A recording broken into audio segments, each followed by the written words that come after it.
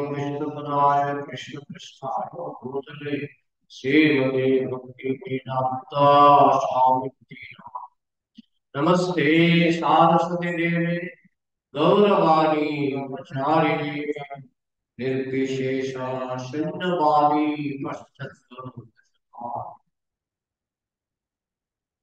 हरे कृष्ण। आज আমাদের নতুন চ্যাপ্টার শুরু হচ্ছে, নতুন অধ্যায়। এটি হচ্ছে এই খণ্ডের সর্বশেষ অধ্যায়। এটি সর্বশেষ অধ্যায়, তারপর আমাদের নতুন খণ্ড শুরু হবে। অধ্যায়ের নাম হচ্ছে কপিল দেবের কার্যকলাপ। ত্রয়োত্রিংশত মানে 33 নম্বর অধ্যায়, 1 নম্বর শ্লোক। জয় শ্রীল প্রভুপাদ কি। অনুবাদ। শ্রী মৈত্রেয় বললেন, এইভাবে ভগবান কপিল দেবের মাতা এবং গর্দম মুনির পত্নী দেবহূতি ভগবত ভক্তি এবং দিব্য জ্ঞান সম্পর্কিত সমস্ত অবিদ্যা থেকে মুক্ত হয়েছিলেন। মুক্তির পটভূমি স্বরূপ সাংখ্য দর্শনের প্রবর্তক ভগবান কপিল দেবকে তিনি নিম্নলিখিত স্তুতির দ্বারা প্রসন্ন করেছিলেন। তাৎপর্য: ভগবান কপিল দেব তার মাতার সমক্ষে যে দর্শন প্রতিপাদন করেছিলেন তা পারমার্থিক স্তরে স্থিত হওয়ার পটভূমি। এই দর্শনের বিশেষ মাহাত্ম্য এখানে সিদ্ধি ভূমিম শব্দটির দ্বারা ব্যক্ত হয়েছে, যার অর্থ হচ্ছে মুক্তির পটভূমি। জড়া প্রকৃতির বন্ধনে আবদ্ধ হয়ে যে সমস্ত মানুষ এই জড়জগতে দুঃখ দুর্দশা ভোগ করছে, তারা ভগবান কপিল দেবের প্রবর্তিত সাংখ্য দর্শন হৃদয়ঙ্গম করে অনায়াসে ভববন্ধন থেকে মুক্ত হতে পারে। জড়জগতে অবস্থিত হলেও এই দর্শনের দ্বারা মানুষ তৎক্ষণাৎ মুক্ত হতে পারে। সেই অবস্থাকে বলা হয় জীবন মুক্তি। অর্থাৎ এই জড়দেহে থাকা সত্ত্বেও তিনি মুক্ত। ভগবান কপিল দেবের মাতা দেবহূতির তা হয়েছিল। সাংখ্য দর্শনের মূল তত্ত্ব যিনি হৃদয়ঙ্গম করতে পেরেছেন, তিনি এই জড়জগতে থাকলেও ভগবত ভক্তির স্তরে উন্নীত হয়েছেন এবং পূর্ণরূপে কৃষ্ণ ভাবনাময় বা মুক্ত হয়েছেন। এই বক্তা হচ্ছেন মৈত্রেয় মুনি। এই কাহিনীটা মৈত্রেয় মুনির শ্রীমুখ থেকে আমরা শুনছি। কপিল দেবের কাহিনী, দেবভূতির কাহিনী কে বলছেন? মৈত্রেয়। শ্রীমদ ভাগবত এমন একটি গ্রন্থ, এখানে দেখবেন কখনো বলা হচ্ছে শ্রী শুকদেব উবাচ, কখনো বলা হচ্ছে শ্রী সুত গোস্বামী উবাচ, এখানে বলা হচ্ছে মৈত্রেয় উবাচ, আবার তারপরে শ্লোকে আছে দেবহূতি উবাচ, দেবহূতি বললেন। আসলে একজনের শ্রীমুখ থেকে আরেকজন, একজনের শ্রীমুখ থেকে আরেকজন। সুখদেব গোস্বামীর শ্রীমুখ থেকে শুনেছিলেন সুত গোস্বামী। সুত গোস্বামী যখন আবার বলছেন, সুত গোস্বামী আবার মৈত্রেয় মুনির কাহিনী বলছেন, তখন সুত গোস্বামী বলছেন মৈত্রেয় মুনি বললেন। এইভাবে একজনের শ্রীমুখ থেকে আরেকজনের কথা আমরা শুনতে পাচ্ছি। এখানে মৈত্রেয় মুনি বলছেন কার কথা? না, কপিল দেবের কথা আর দেবহূতির কথা। এরপরে আবার আসবে দেবহূতি উবাচ। কিন্তু দেবহূতি উবাচ মানে মৈত্রেয় মুনির শ্রীমুখ থেকে আমরা শুনছি। দেবহূতি কি বললেন, কে কে শোনাচ্ছেন? মৈত্রেয় মুনি। এখানে আমরা দেখতে পাচ্ছি যে মাতা দেবহূতি কপিল দেবের দর্শন শ্রবণ করার পরে, কপিল দেবের দর্শনকে বলা হয় সাংখ্য দর্শন। এটার নাম সাংখ্য দর্শন কেন? কারণ এই জগতে কোনো কিছু যখন খুব পরিষ্কার করে বোঝানো হয়, তার জন্য অনেক সময় সংখ্যার প্রয়োজন হয়। সংখ্যা, সংখ্যা দিয়ে। হ্যাঁ, আপনাকে বললাম কয়টা আম আপনি নিয়ে যান, কয়টা আম তুমি নিয়ে যান, জিনিসটা পরিষ্কার না। আমি যদি বলি তুমি 5টা আম নিয়ে যাও, তুমি 3টা আম নিয়ে যাও, তাহলে জিনিসটা পরিষ্কার। এইভাবে সংখ্যা যেমন পরিষ্কার, ঠিক তেমনি কপিল দেব যেভাবে 24টি তত্ত্ব আলোচনা করেছেন। কপিল দেবের দর্শনকে কেন সাংখ্য দর্শন বলা হয়? কপিল দেব 24টি তত্ত্ব আলোচনা করেছেন। 24 নাম না, সংখ্যা। সংখ্যা ধরে ধরে তিনি আলোচনা করেছেন। পঞ্চ ইন্দ্রিয়, পঞ্চ তন্মাত্র, পঞ্চভূত, এইভাবে পঞ্চ জ্ঞানেন্দ্রিয়, পঞ্চকর্মেন্দ্রিয়, আহ, একাদশ ইন্দ্রিয় মন, এইভাবে তিনি 24টা তত্ত্ব আলোচনা করেছেন। সংখ্যা ধরে ধরে আলোচনা করেছেন বলে তার নাম হচ্ছে সাংখ্য দর্শন। যারা একটু মোটা মাথার লোক তাদের জন্য এই সাংখ্য দর্শনটা কিন্তু উপযুক্ত, কারণ কপিলদেব ধরে ধরে একদম পুঙ্খানুপুঙ্খ ভাবে তিনি বিশ্লেষণ করেছেন। তো এই জন্য এখানে মা দেবভূতি তিনি যখন এই সাংখ্য দর্শন শুনলেন, সাংখ্য দর্শন শোনার পরে তিনি পুত্রকে প্রণাম করলেন। এখানে লেখা আছে তম অভিপ্রণম্য, বিশেষভাবে প্রণাম করলেন। আচ্ছা, মা ছেলেকে প্রণাম করে, মা ছেলেকে প্রণাম করে, ছেলে মাকে প্রণাম করে। কিন্তু এখানে উল্টা আমরা দেখতে পাচ্ছি। কেন? কারণ দেবভূতি জানতেন, মাতা দেবভূতি জানতেন আমার ছেলে ভগবানের অবতার, তাই মা হয়েও তিনি তার সন্তানকে প্রণাম করবেন। অনেক সময় আমরা দেখি আহ, যে বিভিন্ন গুরুদেবের স্তরই আছে, শিষ্যদের বয়স গুরুদেবের থেকে বেশি, কিন্তু সেই শিষ্যকে তো গুরুদেবকে প্রণাম করছে, তাই না? তো দুটো বয়স আছে, একটা হচ্ছে দেহের বয়স, আরেকটা হচ্ছে জ্ঞান এবং বুদ্ধির বয়স। একটাকে বলা হয় বয়োবৃদ্ধ, আরেকটাকে বলা হয় জ্ঞানবৃদ্ধ। জ্ঞানবৃদ্ধ। তো এই জগতে কার সম্মান বেশি? বয়োবৃদ্ধের সম্মান বেশি না জ্ঞানবৃদ্ধের সম্মান বেশি? জ্ঞানবৃদ্ধ। এই জ্ঞানের দিক থেকে বয়স হচ্ছে, জ্ঞানের দিক থেকে বৃদ্ধ তাকে বলা হয় জ্ঞানবৃদ্ধ। তো এরকম যেমন সুখদেব গোস্বামী, সুখদেব গোস্বামী যখন পরীক্ষিত মহারাজকে ভাগবত বলছিলেন, তখন তার বয়স কত ছিল? 16, এরকম 16 বছরের মতো। কিন্তু সেখানে অনেক বয়স্ক মুনি ঋষিরা উঠে দাঁড়িয়েছিলেন। তিনি যখন প্রথম প্রবেশ করলেন, তখন বড় বড় মুনি ঋষিরা, বয়স্ক মুনি ঋষিরা, তারা উঠে দাঁড়িয়েছিলেন। এবং পরীক্ষিত মহারাজের বয়স সুখদেব গোস্বামীর থেকে বেশি ছিল। তিনিও 7 দিন 7 রাত্র শ্রদ্ধা সহকারে তার কাছ থেকে ভাগবত কথা শ্রবণ করেছিলেন। এখন এই সুখদেব গোস্বামীর বয়সটা হলো, তিনি ছিলেন জ্ঞানবৃদ্ধ। জ্ঞানবৃদ্ধ। তো যাই হোক, এখানে কেন মা দেবভূতি তার সন্তানকে প্রণাম করছেন, তার কারণ হচ্ছে সন্তানের যোগ্যতা। এই সংসারে যোগ্যতা দিয়েই যে সিনিয়র জুনিয়র আমরা ভাগ করি না, সিনিয়র জুনিয়র, এটা কিভাবে ভাগ হয়? অনেকগুলি বিষয় আছে, এর মধ্যে সবচেয়ে কম গুরুত্বপূর্ণ বিষয় হচ্ছে বয়স। বয়সটা হচ্ছে সবচেয়ে কম গুরুত্বপূর্ণ বিষয়। বেশি গুরুত্বপূর্ণ বিষয়, যেমন ইসকনে যার দীক্ষা আগে হয়েছে তাকে ধরা হয় সিনিয়র, এবং যে পালন করে নিয়ম কানুন তাকে সেই সম্মানটা দেওয়া হয়।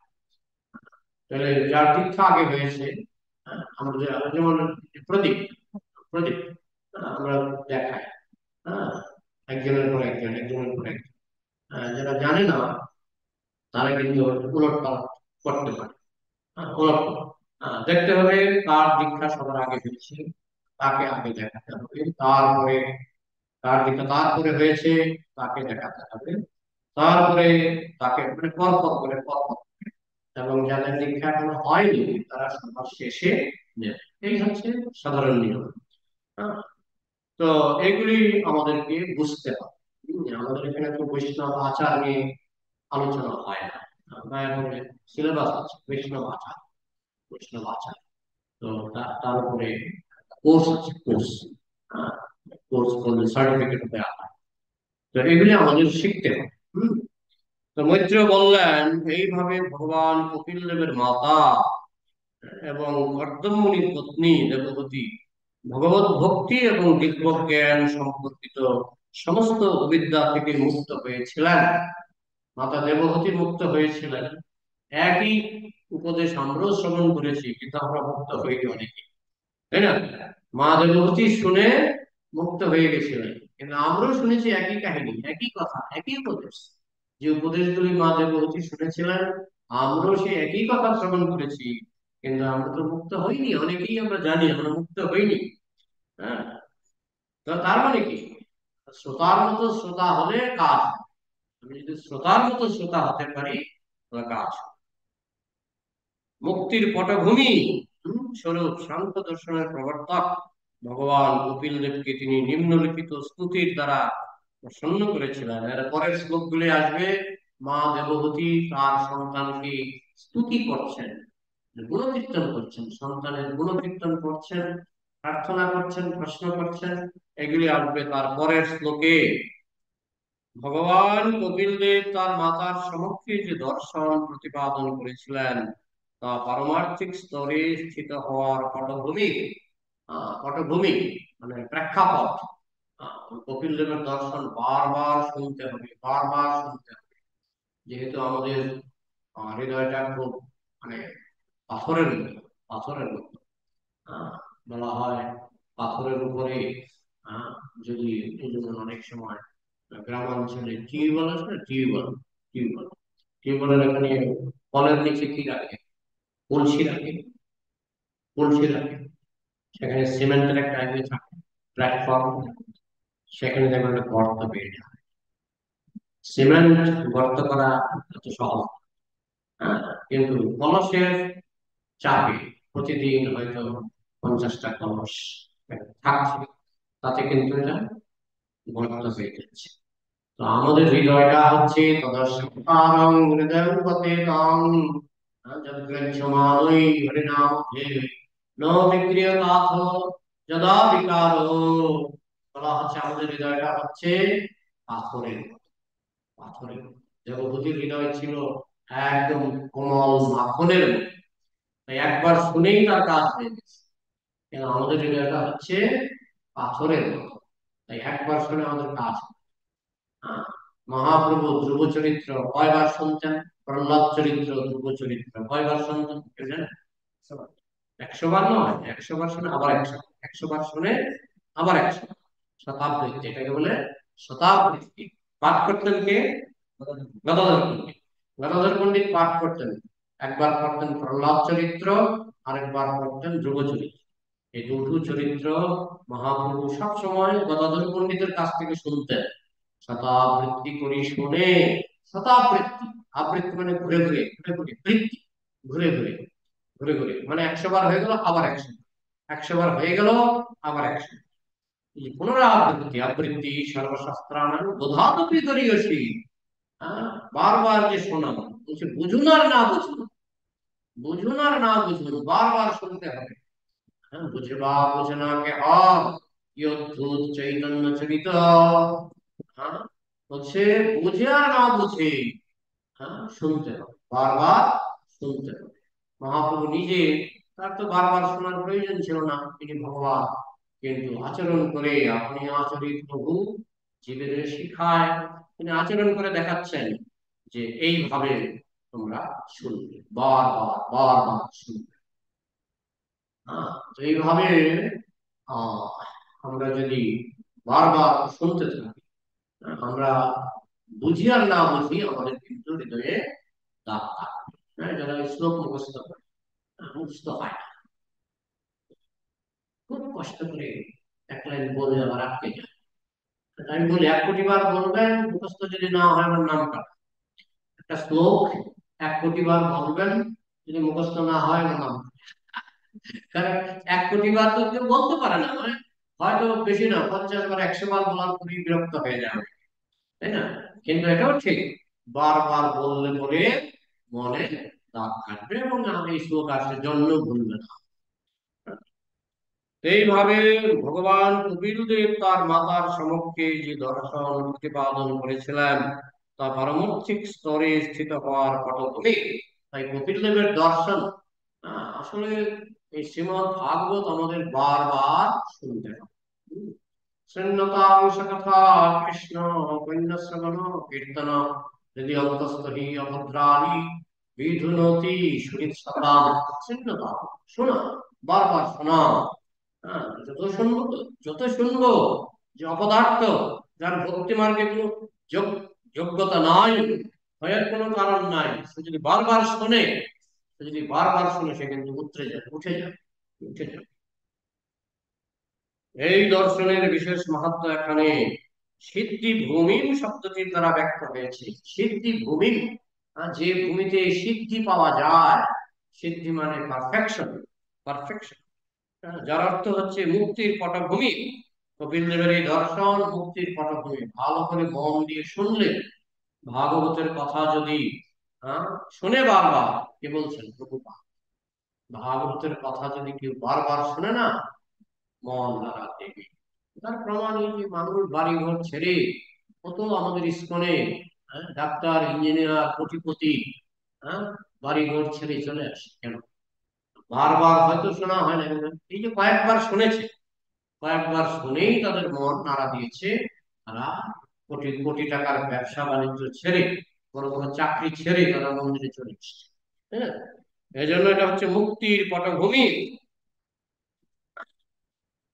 যারা প্রকৃতির বন্ধনে আবদ্ধ হয়ে যে সমস্ত মানুষ এই জড়জগতে দুঃখ দুর্দশা ভোগ করছে, তারা ভগবান কপিল দেবের প্রবর্তিত সংখ্যা সাংখ্য দর্শন হৃদয়ঙ্গম করে অনায়াসে ভগবন্ধন থেকে মুক্ত হতে পারে। হ্যাঁ, আমরা তো জিনিসটা আমাদের ব্রেনেই ঢুকে না। যেমন এখানে আমরা এই পৃথিবীতে মনুষ্য জন্মে আমরা কত বছর থাকবো? কত বছর থাকবো বড় জন? 100 বছর। বেশিরভাগই 100 বছর থাকবো না, তাই না? কেউ 60 বছরে, কেউ 80 বছরে, কেউ 70 বছরে বেশিরভাগ চলে যায়, তাই না? তা আমরা যদি 100 বছরও থাকি, 100 বছরের পরে এই পৃথিবীতে আপনি, এই পৃথিবীতে কোটি কোটি বছর আপনার সম্পর্ক নাও থাকতে পারে। 100 বছর পরে আপনি যখন দেহত্যাগ করবেন, তখন কোটি কোটি কোটি কোটি কোটি কোটি বছর এই পৃথিবীর সঙ্গে আপনার কোনো সম্পর্ক নাও থাকতে পারে, অন্য গ্রহে চলে যেতে পারে, অন্য গ্রহে চলে যেতে পারে। এবং এই পৃথিবীতে ঘুরে ঘুরে আসতে আসতে আপনার অনেক আহ, আসতেও পারেন, নাও আসতে পারেন, ঘুরে ঘুরে আসতে আসতে দেরি হতে পারে। কথাটা বুঝছি? তাহলে আমাদের সামনে রয়েছে কোটি কোটি বছর, আর পেছনে এই মনুষ্য জন্ম লাভ করার আগে বিভিন্ন গ্রহ নক্ষত্রে এবং বিভিন্ন প্রজাতি 84 লক্ষ জনি ভ্রমণ করতে করতে আমাদের কিন্তু কোটি কোটি বছর শেষ হয়েছে। অতীতে কোটি কোটি বছরের ইতিহাস আমাদের হয়ে গেছে। আর সামনে কোটি কোটি বছরের ভবিষ্যৎ দাঁড়িয়ে আছে। মাঝখানে 100 বছর, 80 বছর, 70 বছর। কি এটা? প্রপাত বলতেন বিদ্যুৎ ঝলকায়। এটা হচ্ছে একটা বিদ্যুৎ ঝলকায়। কিন্তু আমরা কিন্তু বুঝতে পারি না। আমরা মনে করি 100 বছরই বুঝি সবকিছু, বা এই 80 বছর, 70 বছরই বুঝি সবকিছু। এটা নিয়ে আমাদের যত আন্দোলন, যত যুদ্ধ বিগ্রহ, হাঙ্গামা, সবই 100 বছর, 70 বছর নিয়ে। কিন্তু তার সামনে যে কোটি কোটি বছর পরে আছে, পেছনে যে কোটি কোটি বছরের ইতিহাস পরে আছে, আমরা কিন্তু বিন্দু মাত্র ভাবি না। সেই ভাবার ব্রেইন আমাদের নেই। তবু শাস্ত্রে এগুলো বলা আছে। হ্যাঁ, তো শাস্ত্র থেকে শুনে যদি কিছুটা বুদ্ধি হয়, তখন আমরা এই জগতের বন্ধন থেকে মুক্ত হওয়ার চেষ্টা করব। জড়জগতে অবস্থিত হলেও এই দর্শনের দ্বারা মানুষ কতটা মুক্ত হতে পারে, সেই অবস্থাকে বলা হয় জীবন মুক্তি। মুক্তি দুই রকমের। একটা হলো জীবন মুক্তি, আর একটা মৃত্যুর পরে আমি মুক্তি লাভ করবেন, সেটা একটা মুক্তি। আর যেটা দরকার সেটা কি? জীবন মুক্তি। জীবন মুক্তি কি? আপনি জীবিত আছেন, আপনার রক্ত মাংসের দেহটা আছে, কিন্তু আপনি মুক্ত। পদ্ম পাতা যেমন জলের মধ্যে থাকলেও জল পদ্ম পাতাকে স্পর্শ করে না, ঠিক তেমনি এই দুঃখের সংসারে থাকলেও দুঃখ আপনাকে স্পর্শ করবে না। সেটাকে বলি জীবন মুক্তি। ইহা জ্যেষ্ঠ হরের দাস্যে কর্মণা মনসাগিরা নিখিল স্বাপু জীবন মুক্ত সউচ্যতে। জীবন মুক্ত কাকে বলে? শ্রীরূপ গোস্বামী ব্যাখ্যা। ইহা হচ্ছে ইহা মানে এই জগৎ, ইহ জগৎ মানে এই সংসার। হরের দাস, শ্রী হরির দাসত্ব করে যারা এই জগতে, শ্রী হরির দাসত্ব করে, মায়ার দাসত্ব করে না, মায়ার নফরগিরি করে না। কার কার দাসত্ব করে? শ্রী হরি মানে কৃষ্ণ। ইহা যস্য হরের দাস্য, ইহা মানে এই জগৎ, এই জগতে যারা শ্রী হরির দাসত্ব করে, হরের দাস্য, হরের মানে হরি, শ্রী হরির দাসত্ব করে। ইহা যস্য হরের দাস্যে, কিভাবে? কর্মের, কর্ম না, কর্মের দ্বারা, মনের দ্বারা, মনের দ্বারাও ভগবানের দাসত্ব করা যায়। কর্মণা মনসা গিরা, বাক্যের দ্বারাও ভগবানের দাসত্ব করা যায়। আমি যদি ভগবানের বাণী প্রচার করি, সেটা হবে বাক্যের দ্বারা ভগবানের দাসত্ব। আমি যদি ভগবানের কথা চিন্তা করি, এটা হবে মনের দ্বারা ভগবানের দাসত্ব। কর্মণা মানে কর্মের দ্বারা। আমি যদি হাত পা দিয়ে ভগবানের জন্য কর্ম করি, তাহলে সেটা হবে কর্মের দ্বারা ভগবানের দাসত্ব। কর্মণা মনসা গিরা, এরা মানে বাক্যের দ্বারা ভগবানের দাসত্ব। ইহাদৃশ্য হরের দাস্যে কর্মণা মনসা গিরা নিখিলস্য অবস্থা। অবস্থার অজুহাত দিলে চলবে না, অবস্থার অজুহাত দিলে চলবে না যে এই কারণে আমি ভগবানের দাসত্ব করতে পারলাম না।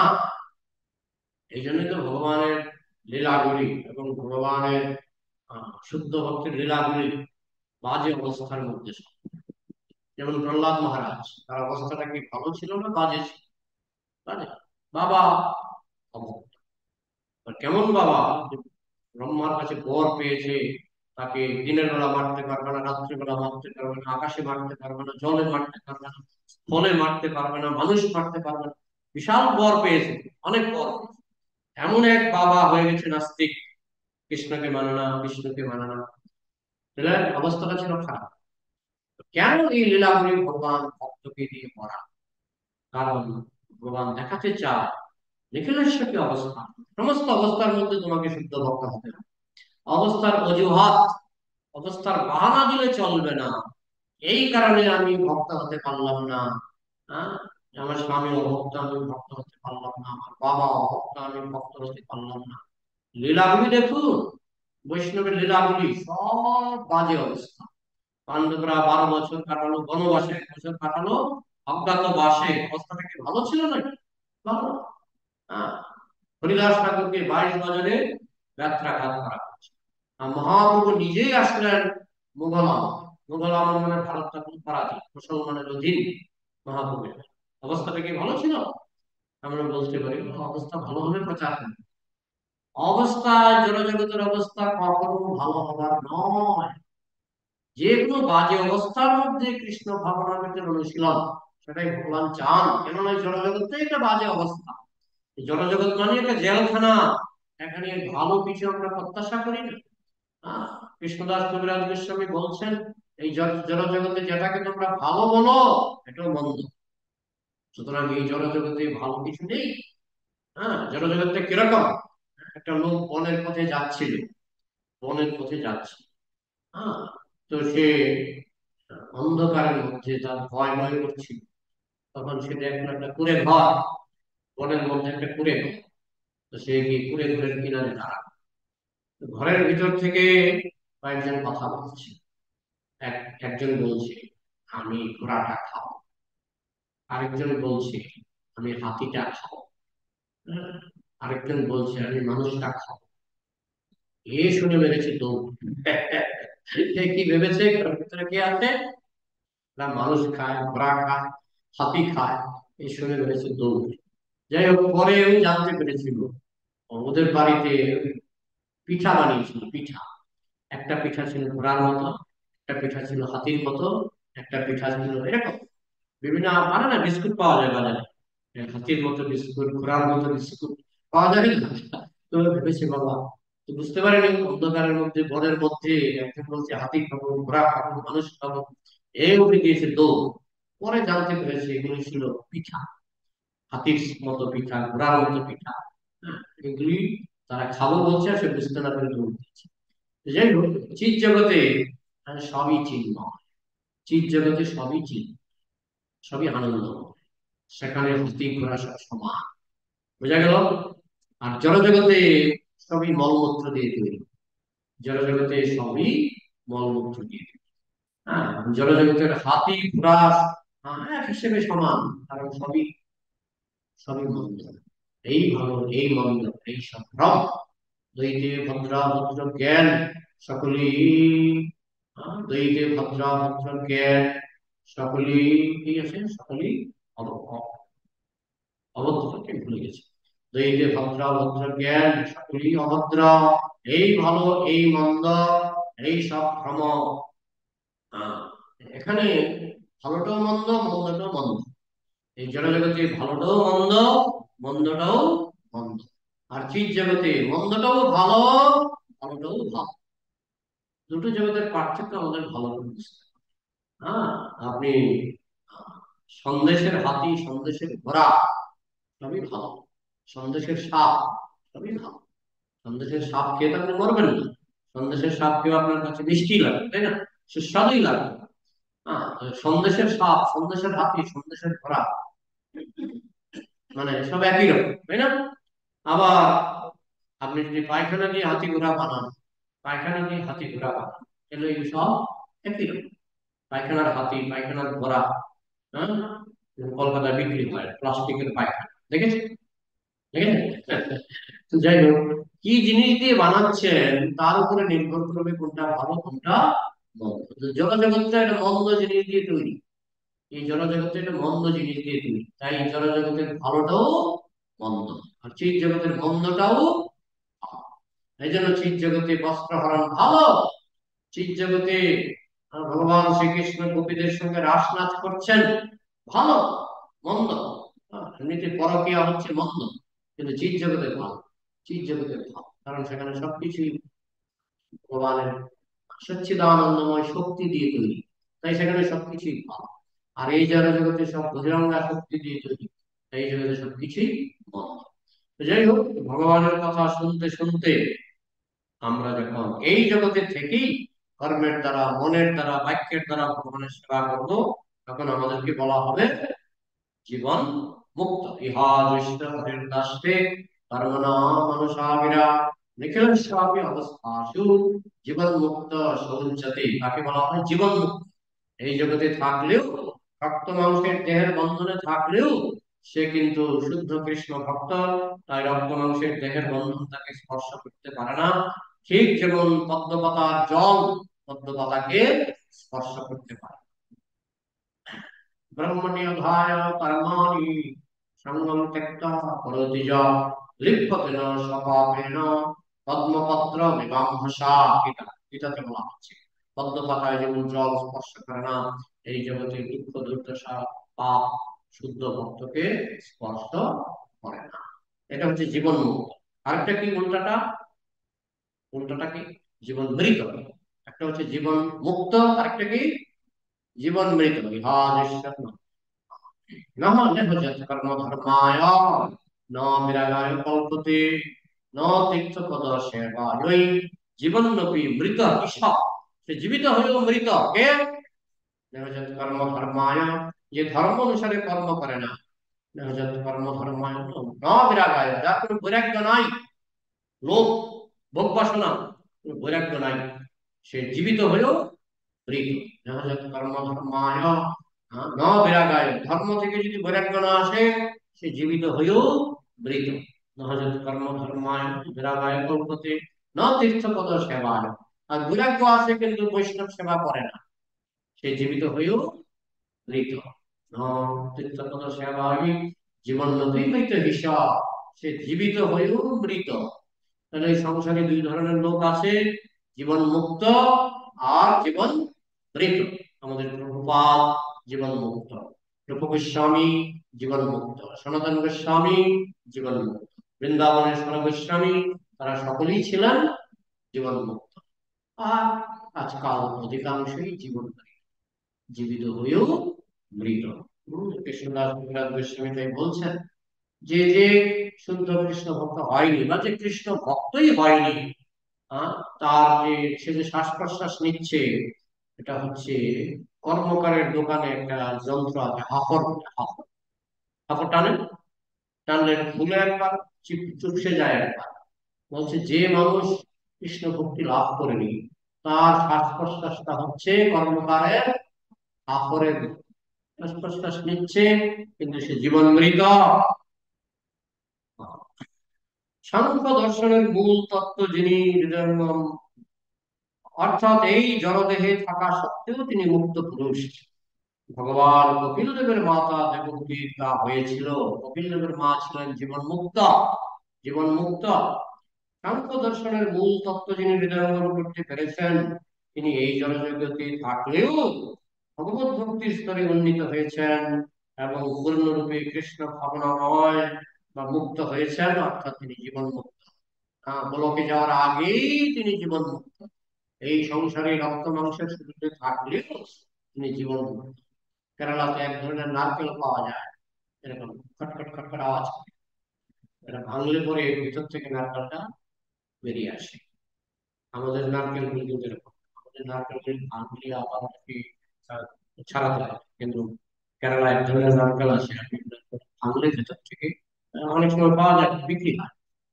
আস্ত নারকেল খোসা নাই, খোসা ছাড়া, মানে ভেতরই শুকিয়ে আলাদা, নারকেল থেকে আলাদা হয়ে গেছে। তো জীবন মুক্ত ব্যক্তিরা অনেকটা এরকম, সে আত্মা দেহের মধ্যে আছে, কিন্তু দেহ থেকে সে আলাদা, যার ফলে দেহের ব্যথা যন্ত্রণার দ্বারা সে প্রভাবিত হয় না, কারণ দেহ থেকে সে আলাদা হয়ে গেছে। তো এইটা কৃষ্ণ ভক্তি মানুষকে দিতে পারে। আমরা এটা বিশ্বাস করি আর না করি, বিশ্বাস না করলে তো আমাদের লস। কারণ যখন আমরা এই কৃষ্ণ ভক্তি লাভ না করবো, আমরা জীবন মুক্ত না হবো, ততক্ষণ দেহের ব্যথা মানে আমার ব্যথা, দেহের কষ্ট মানে আমার কষ্ট। কিন্তু যখন আমি জীবন মুক্ত হয়ে যাব, তখন দেহের কষ্ট থাকলেও সেই কষ্ট আমাকে স্পর্শ করবে না। সবচেয়ে বড় প্রমাণ হচ্ছে বিস্ময়। বিস্ময়, তার সারা সারা শরীরে কি ফুটেছিল? তীর ফুটেছিল, তিনি হেসে হেসে কথা বলছেন, হেসে হেসে কথা বলছেন। তার ভীষ্ম গীতা পাওয়া যায়, হেসে হেসে তিনি কথা বলছেন। হ্যাঁ, তো এটা কি গল্প না সম্ভব? সম্ভব, সম্ভব। আমরা বিশ্বাস করি না বলে আমরা পিছিয়ে থাকি। সম্ভব, যদি শুদ্ধ কৃষ্ণ ভক্ত কেউ হতে পারে, এই সংসারের কোনো ব্যথা যন্ত্রণা তাকে স্পর্শ করতে পারে না।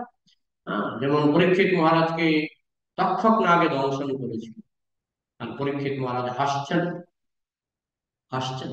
তম উপজাতম প্রতিজন্ত বিপ্রা, গঙ্গা চ দেবী ধৃতচিত্ত মিশে। গঙ্গা চ দেবী ধৃতচিত্ত মিশে, ততস্তলম গায়ত বিষ্ণুদাতা।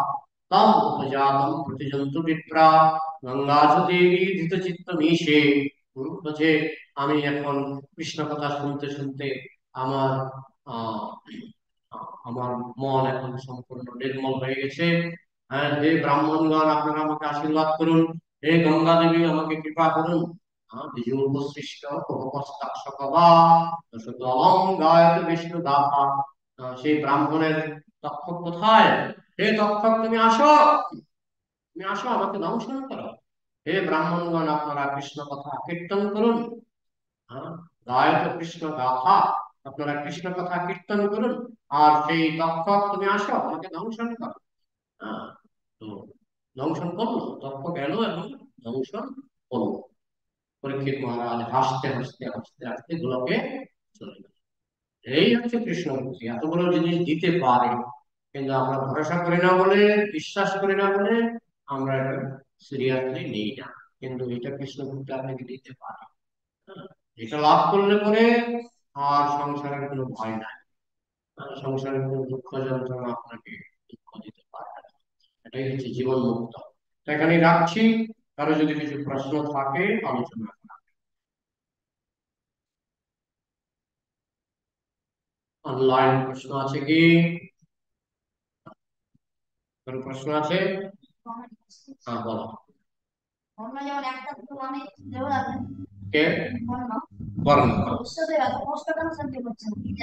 কারণ ভীষ্মদেব ছিলেন আজীবন ব্রহ্মচারী, ভীষ্মদেব ছিলেন আজীবন ব্রহ্মচারী। কেউ যদি আজীবন ব্রহ্মচারী থাকে, তার শরীরে তীর ফুটলেও সহ্য করতে পারে। আর ব্রহ্মচর্য চলে গেলে একটা কাটা ফুটলেও মা গো, গেলাম গো, কাটা ফুটলে এরকম হবে। আর যারা আজীবন ব্রহ্মচারী, তাদের গতি হবে ভীষ্মদেবের মতো। সারা শরীরে তীর ফুটেছে, তিনি হাসছেন। কথাটা বুঝেছ?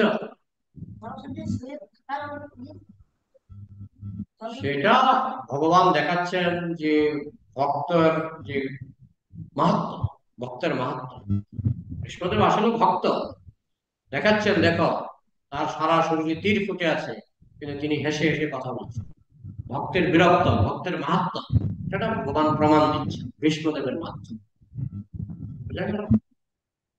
আর অভক্ত হলে আমি প্রায়ই বলি, আমাদের গ্রামে একটা বাড়িতে আমি একদিন যাচ্ছিলাম, স্কুলের পথে যাচ্ছিলাম, হঠাৎ করে চিৎকার, মা গো গেলাম গো, কান্না কাটলি। অনেক মানুষের ভিড়। জিজ্ঞেস করলাম কি হয়েছে, কি হয়েছে, মারা গেছো নাকি? লোকটা সর্দি হয়েছে। কি হয়েছে? সর্দি হয়েছে। যে কৃষ্ণ ভক্ত নয়, সর্দি তার কাছে মৃত্যু। যে কৃষ্ণ ভক্ত, সরসজ্জাও তার কাছে মৃত্যু। বুঝা গেল? তক্ষক তার কাছে মৃত্যু নয়। ঠিক আছে? এগুলি তো না হলে কৃষ্ণ ভাগবত এইসব লীলা দেবে কেন? দিয়ে দেখিয়ে দিচ্ছে চোখে আঙুল দিয়ে, এই এরই নাম কৃষ্ণ ভক্তি, দেখিয়ে দিচ্ছে। বুঝা গেল? অনলাইন প্রশ্ন কারো আছে? হরে কৃষ্ণ বাবু, আমার একটা প্রশ্ন আছে। উত্তম বলছি। উত্তম বলো। বলছি যে দশবিধা নাম অপরাধে হ্যাঁ, 4 নম্বরে একটা আছে, শ্রীধাম বাসকালে জড়কর্ম করা। এই হ্যাঁ, জড়কর্ম কি কি এটা নাম জড়কর্মের অপরাধ, মধ্যে আছে? নাম অপরাধ, এটা ধাম অপরাধ। হ্যাঁ, তো এই যে জড়কর্ম যে আছে, এটা কি জড়কর্ম বলতে চাচ্ছে এখানে? তাই যেমন আপনি মায়াপুরে গিয়ে একটু মদ খেলেন, হোটেলে মদ বিক্রি হয়, মায়াপুরে গিয়ে হোটেলে উঠলেন, একটু মদ খেলেন, এটা কি কর্ম? চিন্ময় কর্ম না জড় কর্ম? আচ্ছা। বোঝা গেল নাকি?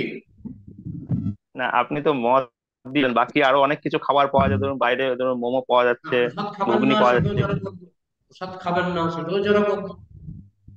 মায়াপুরে গিয়ে প্রসাদ খাবেন না সেটাও জড় কর্ম। যে কোনো কৃষ্ণ বিমুখ কাজ, কৃষ্ণ ছাড়া কাজ, সবই জড় কর্ম।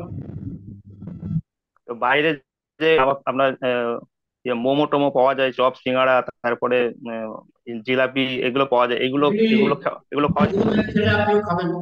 গুরুদেব খায় কিনা একটু দেখবেন, যে আমাদের মায়াপুরে যে গুরুদেবরা আছেন তারা মানে রাস্তার মোমোটা খায় কিনা দেখবেন। খায় কি?